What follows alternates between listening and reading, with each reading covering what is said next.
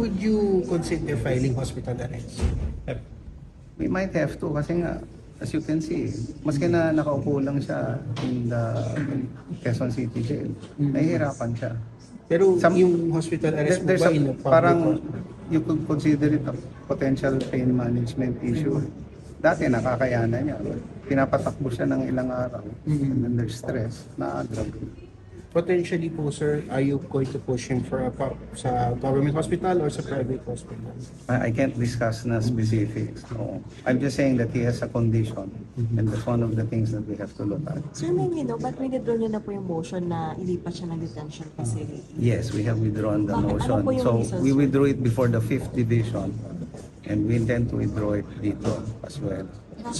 Because his family is able to visit him and he's satisfied now with the conditions of his confinement. Session.